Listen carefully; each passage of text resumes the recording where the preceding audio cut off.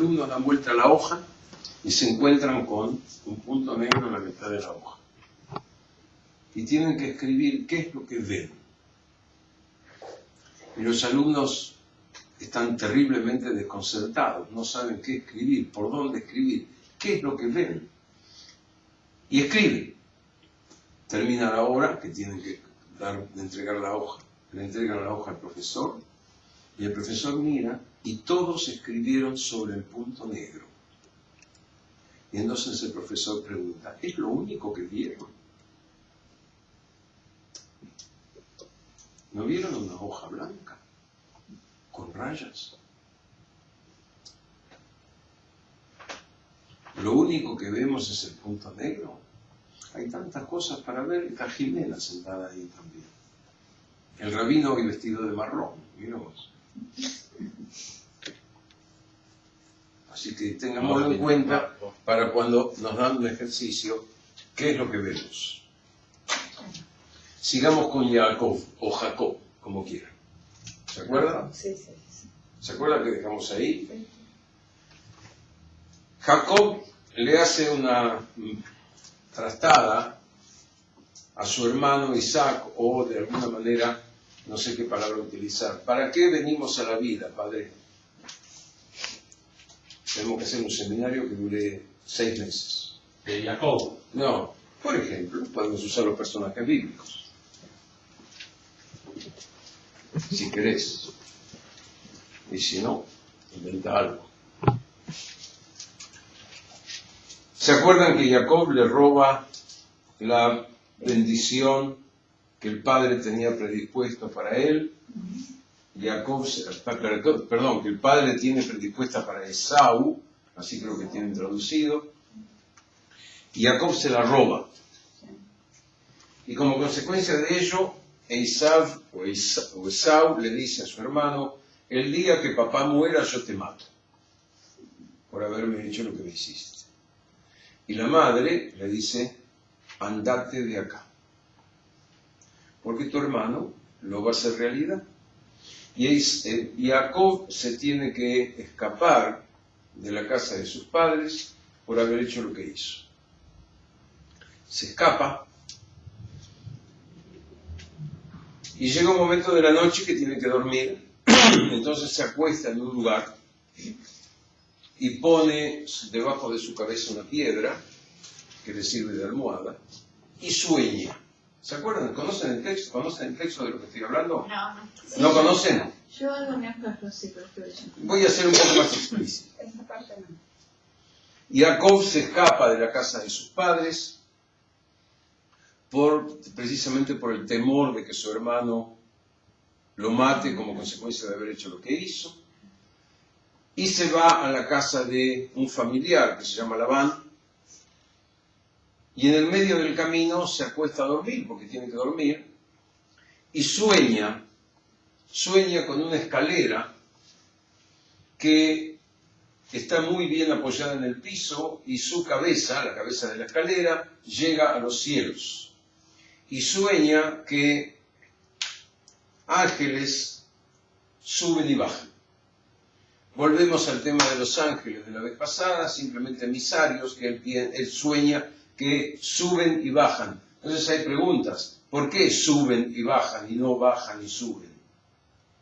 Y los grandes maestros explican precisamente que es todos sus sentimientos que de alguna manera los está poniendo de manifiesto. Y es entonces que Dios le hace una promesa. Si no me equivoco, estoy en Génesis 26. Si no me equivoco. 28. Gracias. 28. Lee, por favor, la promesa que Dios le hace a Jacob o a Jacob, y que es una promesa que nos hace Dios al ser humano. Yahvé estaba de pie. 28:10. 28:10. Jacob fue de Berseba a Harán. Al llegar a cierto lugar, se dispuso a pasar la noche allí, pues el sol ya se había puesto. Tomó una piedra por almohada y se acostó. Mientras dormía, soñó con una escala apoyada en la tierra que tocaba el cielo con su punta, y por la cual subían y bajaban ángeles de Dios. Yahvé estaba de pie a su lado y le dijo: Yo soy Yahvé, el Dios de tu padre Abraham y de Isaac. Te daré a ti y a tus descendientes la tierra en que descansas. Tus descendientes serán numerosos como el polvo de la tierra y te extenderás por todos lados, al oriente y al occidente, al sur y al norte. En ti y en tus descendientes serán benditas todas las naciones. Te está hablando a vos, ¿eh? Somos nosotros descendientes de Jacob. Seguí, por favor. Yo estoy contigo. Escuchen. Acá hay un concepto teológico más que muy importante. Cuando nosotros nos preguntemos a nosotros mismos, Dios, ¿dónde está Dios? Pregunta que hicieron muchísima gente cuando fue la Segunda Guerra Mundial y tantas muertes, preguntaron, ¿dónde está Dios? Algunos contestaron, está jugando a las cartas, otros dijeron que está jugando a los dados, etcétera, etcétera, etcétera. Pero resulta que tal vez no sabían o no podían explicar esto que vos vas a leer. Decir: Yo estoy contigo. Yo estoy contigo. ¿Con quién? Te protegeré a donde vayas y te haré volver a este lugar. No te abandonaré hasta haber cumplido lo que te he dicho. Ok, es decir, acá hay una promesa de Dios al ser humano. Jacob no deja de ser un ser humano como nosotros y le hace la promesa de que nos va a acompañar, nos va a ayudar a volver a donde tengamos que volver. Es decir, estamos permanentemente acompañados por Dios. Aspecto teológico que sugiero tenerlo muy presente en nuestra vida de todos los días. Jacob se levanta, se va a donde se tiene que ir y es recibido por su, ¿qué era? No me acuerdo bien si era su tío o, bueno, un familiar, se llamaba Labán, y es entonces donde él empieza a trabajar en ese lugar y se enamora de una muchacha. Esa muchacha se llama Raquel. Se enamora de Raquel y le dice a Labán, su familiar: mira, mi viejo, yo quiero casarme con Raquel. Y él le dice: ok. Entonces llega el momento de la ceremonia, se hace la ceremonia, pero en lugar de Raquel aparece Lea. Entonces, cuando se van a acostar, Jacob se da cuenta que en lugar de Raquel está Lea y le pregunta a su familiar, a Labán: ¿qué me hiciste? ¿Por qué me mentiste? Y entonces nuestros maestros dicen, aquel que miente, Jacob mintió, le mintió a su papá, recibe en respuesta y de alguna manera lo mismo que dio. Hoy decimos, todo lo que lanzamos a la energía universal nos vuelve. Si vas a lanzar pensamientos positivos, vas a recibir pensamientos positivos. Y si vas a lanzar pensamientos negativos, lo único que vas a recibir es lo negativo. O para decirlo de una manera muy simple, recogemos lo que sembramos. Jacob se ve engañado y Labán le dice: mira, acá lo que ocurre es que acá nosotros tenemos por costumbre que la menor no se casa antes que la mayor, y como Raquel era menor que Lea, entonces Lea fue la primera en casarse. Labán le propone: bueno, trabaja conmigo y cuando termines de trabajar te voy a dar a Raquel por esposa, y eso hace. Trabaja 7 años por Lea, trabaja 7 años por Raquel y luego trabaja 7 años más. Es decir, que en definitiva trabaja 21 años con su suegro, que era familiar de alguna manera, y se casó con Lea y con Raquel, y cada una vino acompañada de sus siervas. Lea vino acompañada de su sierva y Raquel vino acompañada también por su sierva. Es decir, que de repente Jacob tiene en su harem 4 mujeres, 2 esposas, y cada una de esas esposas tiene su sierva. Como consecuencia de ello, y debo decir que de acuerdo a la ley, el tener relaciones sexuales ya implicaba casarse. No es casarse como hoy, no existía la palabra casarse, sino que el hecho de estar con con una mujer y la mujer estar con el varón implicaban marido y mujer. Y Jacob y sus 4 mujeres tuvieron 13 hijos, 12 varones y una mujer, y esa mujer se llamó Dina. Y en el texto bíblico hay un capítulo en el cual habla de Dina y habla con conflicto, un conflicto muy grande, que si quieren lo van a leer y lo van a entender y lo van a conocer. Y de los 12 hijos varones se generan las 12 tribus de Israel. Y de alguna manera con esta historia de Jacob, sus hijos, su hija y sus 12 hijos varones, de alguna manera termina la historia de los 3 hijos, o mejor dicho, los 3 patriarcas. Tenemos 3 patriarcas, Abraham, Isaac y Jacob. Tenemos 4 matriarcas, Sara, Rebeca, Raquel y Lea. Y así se conforma de alguna manera quienes constituyeron el comienzo de un grupo de gente monoteísta. Todavía no somos un pueblo, todavía no somos un grupo de seres humanos, hasta ahora seres humanos. La historia de Jacob de alguna manera concluye acá porque sigue la historia de él a través de su hijo Josué, en hebreo Yosef, que es su hijo predilecto. Es su hijo predilecto porque es el hijo de él con su mujer predilecta, que era Raquel. Es el hijo que es el penúltimo, porque José es el penúltimo hijo, el que es el último es Benjamín. Y ahí comienza la historia a desarrollarse a través de un señor José que los hermanos lo quieren matar porque lo envidiaban. José empieza a soñar y le cuenta sus sueños. José es vendido a un grupo de comerciantes que pasaron por ahí y apareció en Egipto y no le fue tan bien todavía porque, bueno, tuvo problemas. Si no conocen la historia, léanlo. Yo no quiero insistir con muchas palabras con lo que se puede leer en el texto. Lo que sí se puede hacer es interpretar un poquito y yo lo voy a interpretar. José, repito, primero que nada lo quieren matar sus hermanos por envidiosos, por celosos, porque además él les cuenta los sueños que él había tenido y él entonces se ponía en un lugar casi de supremacía respecto de sus hermanos y de sus padres, y sus hermanos no se lo bancaron y lo querían matar.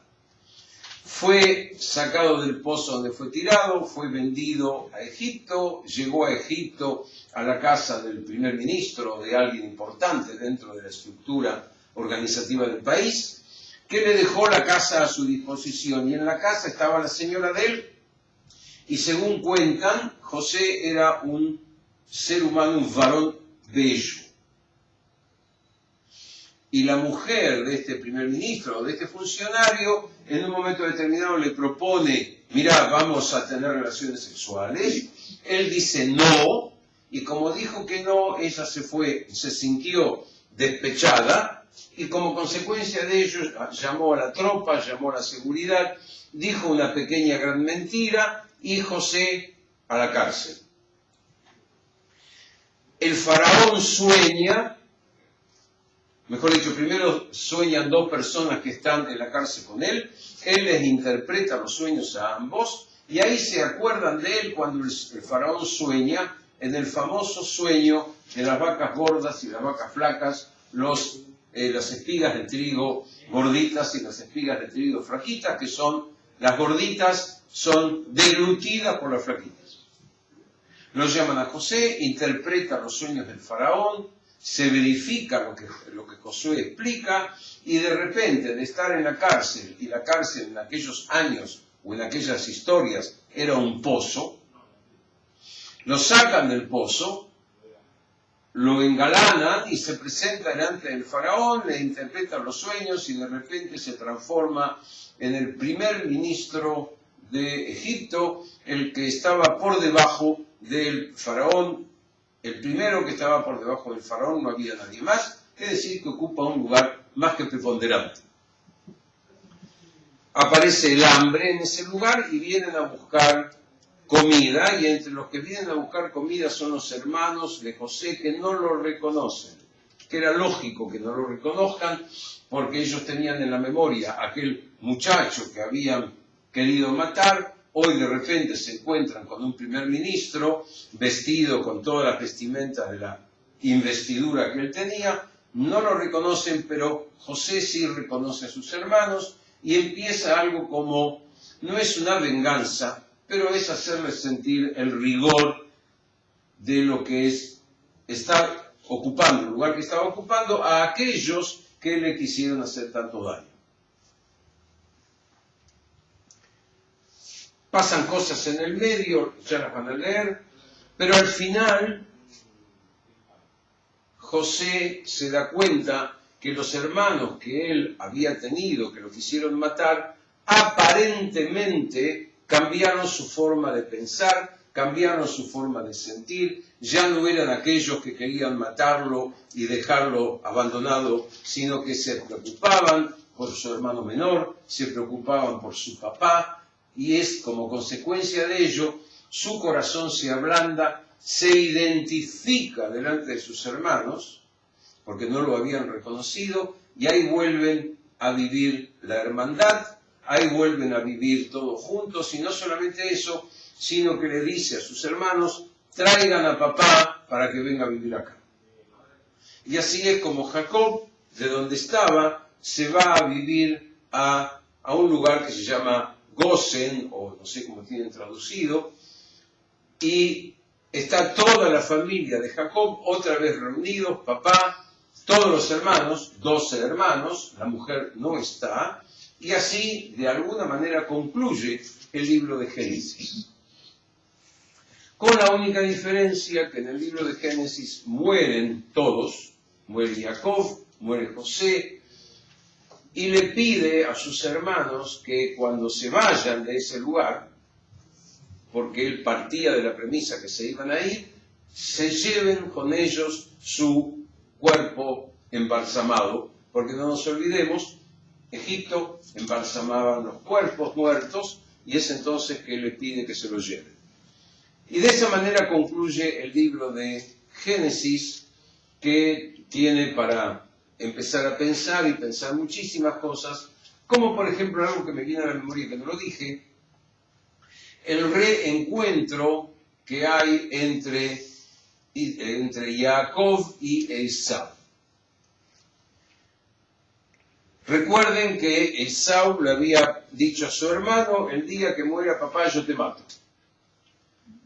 Pasaron 21 años que Jacob estuvo trabajando por sus mujeres y estaba trabajando con Labán, y se tiene que encontrar con su hermano. Y Jacob todavía tenía en la cabeza el miedo de las palabras de su hermano Esaú. Y hace un cúmulo de actitudes para precisamente en el encuentro con su hermano, que si su hermano viene con la idea de matarlo, por lo tanto que no mate a todos. Entonces divide el campamento, y cuando se van a encontrar, dice el texto que se encuentran Jacob y su hermano Esaú, se abrazan y se besan.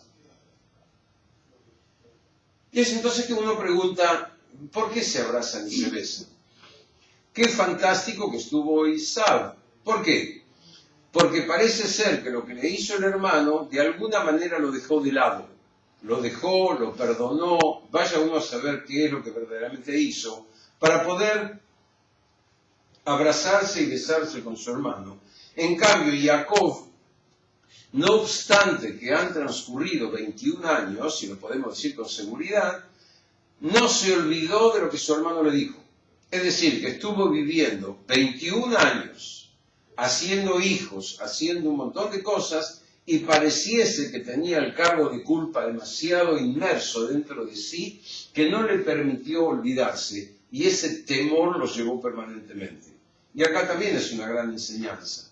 ¿Qué es lo que hacemos y cómo nos liberamos de aquello que tal vez no fue tan bueno en nuestra vida cotidiana, sino que podemos liberarnos, dejarlo, como dijo hoy un representante del budismo, desapegarnos y dejar correr, dejar fluir?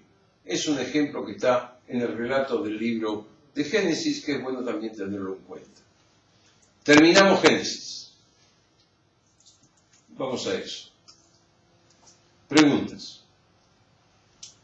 ¿Ustedes nunca hablan? No nos da lugar. ¿De quién es la culpa? Preguntas. Diga. Preguntas, comentarios, ideas. ¿No? No, yo puedo hacer una pregunta. A mí me llamó mucho la atención la promesa de Dios de la cantidad de descendientes. Abraham, a todos, a lo último que leí también, le promete mucha descendencia. Como las estrellas del cielo, Como la arena tierra. del mar. Sí. ¿Por qué? ¿Qué hay en eso? Me llamó la atención, digamos. ¿Y acaso no es realidad? Sí, bueno, sí, pero claro. Bueno, me llamó la atención. Seremos muchos. Seremos muchos. Y lo somos. Claro.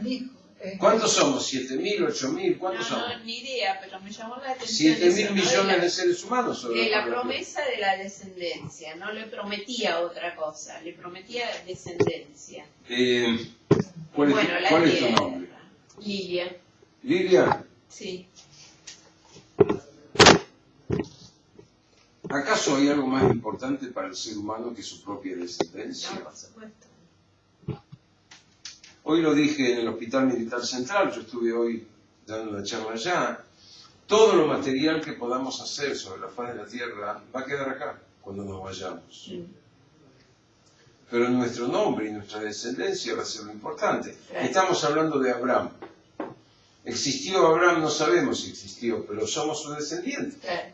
Entonces podemos seguir hablando de él, y quienes nos sigan, a ustedes, a mí, a Jimena, seguirán hablando, tal vez, de Abraham y de todo lo que pasó. Y yo pienso que es la gran promesa de Dios, y es correcto. Otra pregunta. Otro comentario. ¿No? Empezamos con el libro de Éxodo. Hay algo que es importante que sepan. ¿Por qué el libro de Éxodo se llama Éxodo? Porque en hebreo tiene otro nombre.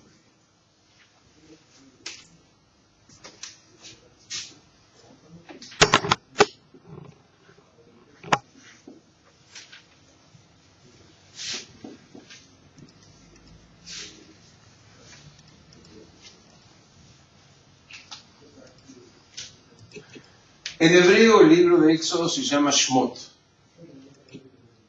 Y Shmot, traducido del hebreo al castellano, quiere decir nombres. ¿Por qué se llama Éxodo?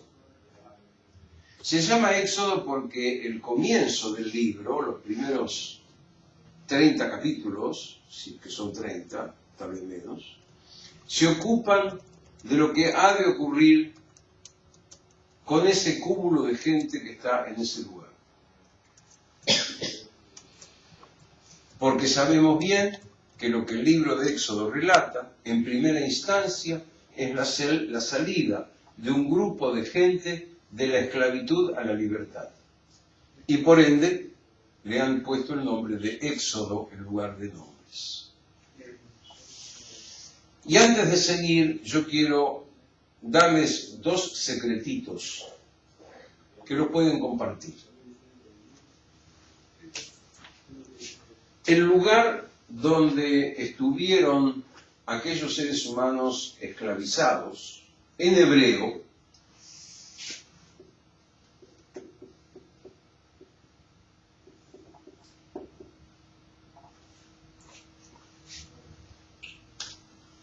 se llama o se dice Mitzrayim.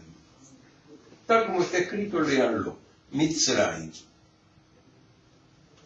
Mitzrayim se tradujo en nuestras Biblias, no en la mía porque yo lo tengo en hebreo, pero en la que están en castellano y la que están en inglés, se lo tradujo como Egipto.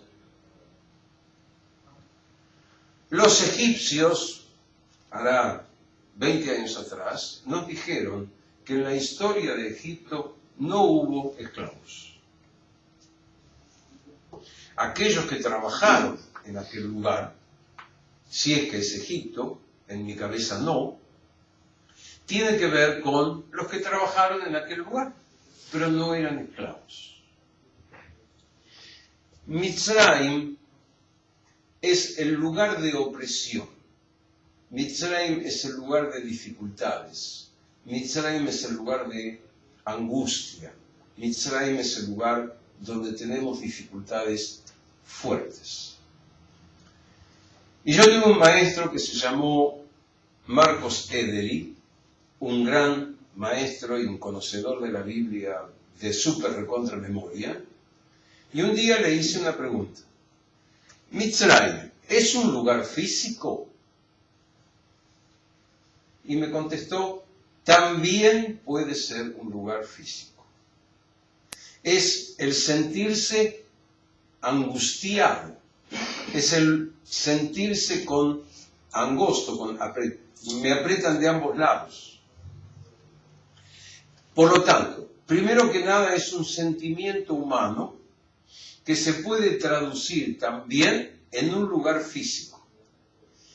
Y esa pregunta yo se la hice allá por el año 2002 o 2003, después de haber vivido en la República Argentina lo que hemos vivido en el año 2001. Entonces yo le dije, maestro, ¿puedo pensar que en este momento Mitzrayim para muchos es la República Argentina? Y me contestó que sí. Es decir, un lugar en el cual no estamos muy bien que digamos, estamos viviendo situaciones de angustia y que también se puede relacionar al momento que se está viviendo en ese lugar. Primera circunstancia. Y segunda circunstancia es que en hebreo el rey de aquel lugar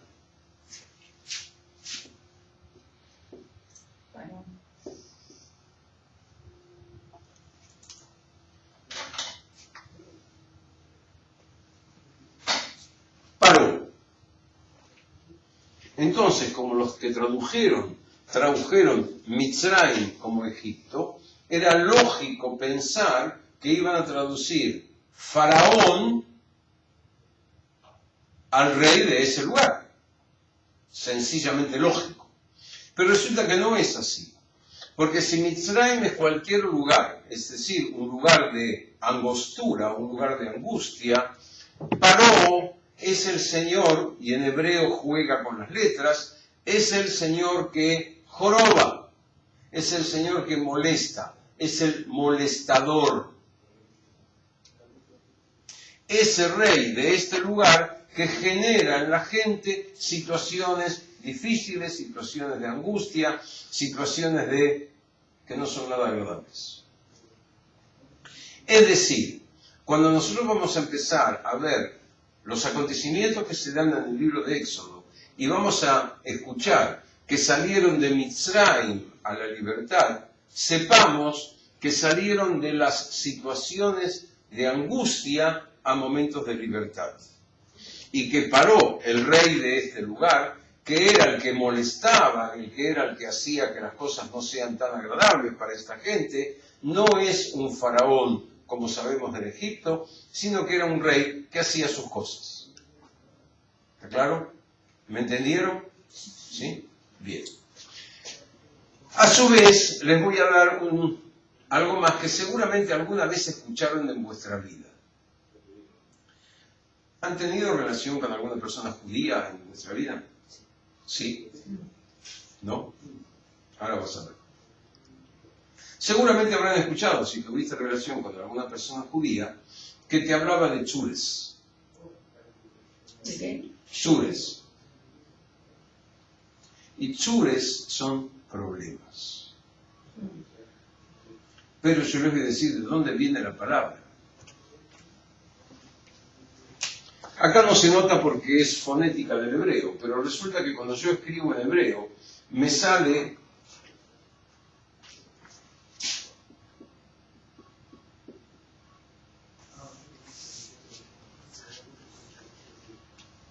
Tsar es angosto. Tsar es problemas.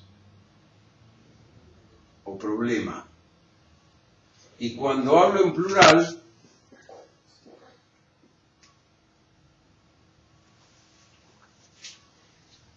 Tzarot son chutes.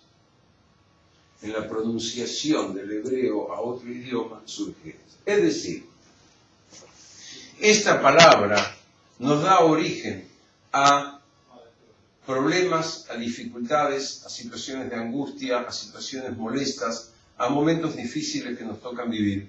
Y que de ahí tenemos que salir. Tenemos que salir de ahí a la libertad, porque resulta que estamos viviendo incómodamente.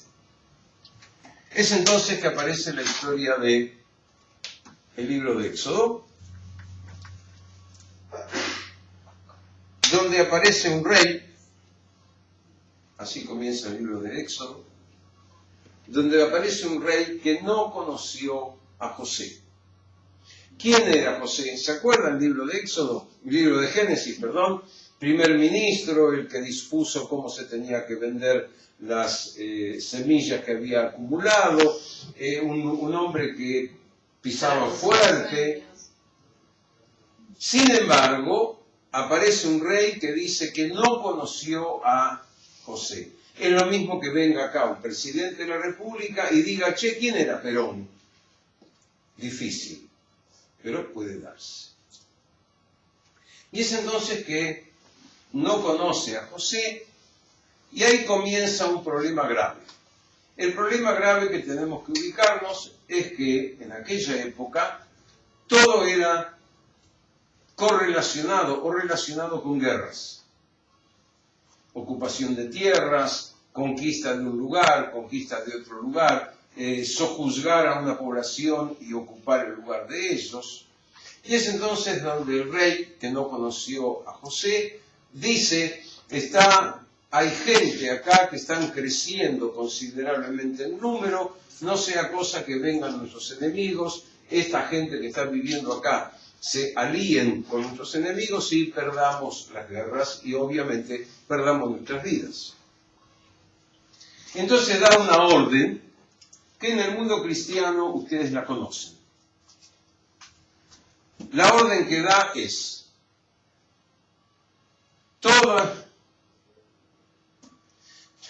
hay que matar a todos los niños varones que nazcan de las mujeres judías. Porque no sea cosa, repite, que si vienen nuestro enemigo, ellos se junten con nosotros y perdamos la guerra. ¿Por qué digo que en el mundo cristiano ustedes lo conocen? ¿Por qué lo dije? Cuando nació Jesús también, que los magos fueron a verlo y Herodes día del calendario. 28 de diciembre. Muy bien. 28 de diciembre, Día de los Santos Inocentes, es precisamente, se repite la historia. Se repite que... Mataban a los inocentes. No me acuerdo del gobernador. Herodes manda matar a todos los niños varones que nacían en aquel lugar porque le habían dicho lo mismo que le habían dicho al rey acá en este lugar, que va a venir alguien que va a ocupar su lugar. En el caso de Herodes le dijeron que va a venir un rey. Entonces manda matar a todos los chicos de aquel lugar, es decir, se repite lo que está escrito en el libro de Éxodo. Pero resulta que no matan a todos los chicos varones e inclusive la madre de quien va a ser a posteriori Moisés tiene el hijo, lo esconde durante 3 meses y cuando ya no lo puede esconder más, lo pone en un canasto y lo pone en el río. ¿Cómo se llama el canasto hoy? Moisés. ¿Qué casualidad? El canasto empieza a correr sobre las aguas Y en ese momento, oh sorpresa, vaya uno a saber por qué lo que escribieron la Biblia lo escribieron de esa manera, oh sorpresa, la hija del rey sale a bañarse. Claro, se le cortó el agua en la casa, entonces, o se le cortó el gas para el agua caliente, no lo sé, se fue a bañar al río. ¿Qué río? Río Nilo. Y oh sorpresa, al ir a bañarse con su servidumbre, encuentran la canasta que está flotando sobre el agua y dicen, es hijo de los judíos. Entonces la pregunta es, ¿cómo sabe? No hay manera de determinar que hayas podido saber por qué ese pibe que estaba ahí dentro con 3 meses de edad era del pueblo de los judíos. Tal vez había alguna ropa que pudiese indicar que formaba parte de otro pueblo, pero no había otro motivo para saber. Sin embargo, el texto dice que era de los judíos. Esa mujer busca denodadamente a alguien que amamante a ese bebé y sorpresivamente la hermana de Moisés, que estaba caminando por las orillas del río para ver qué pasaba, se acerca a la hija del rey y le dice, yo tengo el teléfono de alguien que te va a ayudar para amamantar a ese bebé. ¿Qué es mamá? Casual. Y entonces el bebé es llevado a la mamá de, ¿cómo se llama la hermana de Moisés? Miriam, a la mamá de Miriam, que a su vez es la mamá de Moisés, y lo amamanta por un tiempo, pero se va a vivir al palacio. Es decir, este chico Moisés, que es destetado de su mamá, que es separado de su mamá, es llevado a vivir al palacio como un rey. Lo que temía este rey de que aparezca un rey que ocupe su lugar, ¡oh sorpresa! Lo tenía en la casa. Lo tenía en la casa. Lo mismo ocurre con Herodes. Lo mismo, la historia de Moisés es paralela a la historia de Jesús. Y entonces uno se pregunta, ¿por qué hay un paralelismo? Por un motivo muy simple. Porque los que escribieron lo atinente a Jesús tenían en sus manos, conocían el texto de Éxodo. Entonces, de alguna manera, reproducen el texto del libro de Éxodo en la historia de Jesús. Lo mismo va a ocurrir en la historia, aceptemos que es historia, en la historia del nacimiento de Isaac y el nacimiento de Jesús. Porque si nosotros vamos a leer el texto del Antiguo Testamento en el libro de Génesis, Sara no tiene relaciones sexuales con Abraham y nace su hijo Isaac. No está escrito. No está escrito que Sara tuvo relaciones sexuales con Abraham y de esa relación sexual nació Isaac. No. Vinieron los 3 emisarios, le dijeron a Sara que va a tener un hijo, transcurre el tiempo que ellos le predijeron, y al tiempo Sara tuvo un hijo. ¿Cómo fue eso? En el mundo cristiano van a decir el Espíritu Santo. Es la misma historia que está escrita respecto de Sara, que luego se va a traducir en el Nuevo Testamento con el embarazo y nacimiento de Jesús, el embarazo de María y con el nacimiento de Jesús. Y es lógico que ello ocurra, porque aquellos que han escrito el Nuevo Testamento o que han traducido o contado el Nuevo Testamento tenían como conocimiento el Antiguo Testamento y era lógico que lo escriban. Moisés es llevado al palacio, vive en el palacio hasta que sale del palacio a ver qué está pasando. Y encuentra que un soldado está agrediendo, un señor de este lugar, no voy a usar la palabra Egipto para no confundir, un señor de este lugar está agrediendo a un señor de los judíos. ¿Cómo sabe que es un señor de los judíos? No sabemos. O sea, lo que va a empezar a hacer el texto es a empezar a darle a Moisés características de genio y figura. El mejor que hay antes del café con leche comedor. Entonces lo primero que muestra es que un señor de ese lugar está agrediendo, y dice el texto, a uno de sus hermanos. ¿Cómo sabe que es sus hermanos si vivió toda la vida dentro del palacio? Pero lo que quiere es ensalzar la figura de Moisés, y entonces Moisés, ¿qué es lo que hace? Lo separa, pero al señor que vivía acá lo mata. Lo mata.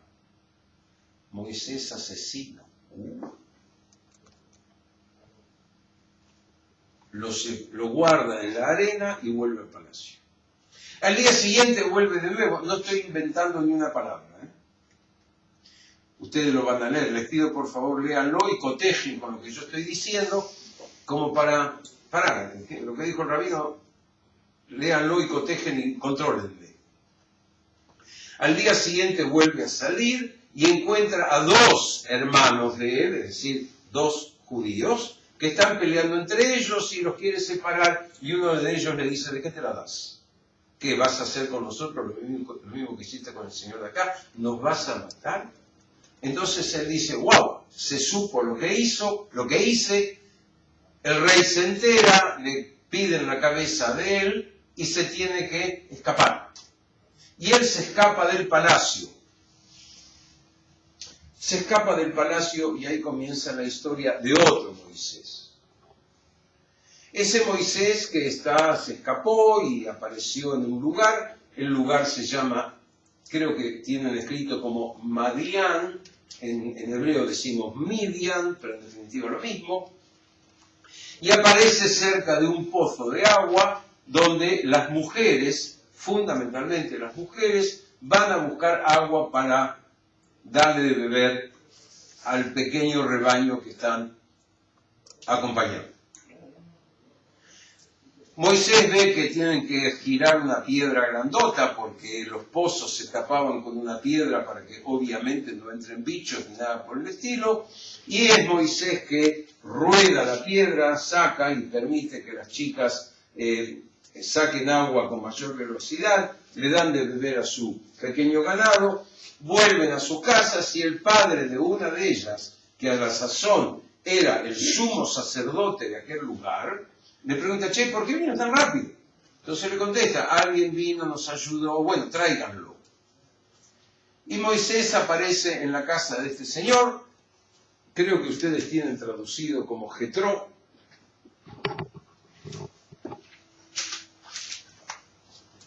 Jetró era el padre de, no sé cómo tienen traducido, pero para mí es Zipora. Zipora va a ser la mujer de Moisés. Moisés va a tener con Zipora 2 hijos. Y están todos contentos y felices. Y ahí comienza una historia de un hombre, Moisés, que hasta ahora no deja de ser otro ser humano que hace la suya, trata de ayudar a quien puede. La tradición judía lo pone en un pedestal muy elevado, porque es un fenómeno, ayuda siempre al damnificado y logra ayudar a las mujeres a que saquen agua lo más rápido posible, y termina siendo padre de 2 hijos varones con esta mujer Zipora, hija de Jetró, sumo sacerdote del pueblo de Midian y por lo tanto adorador de ídolos.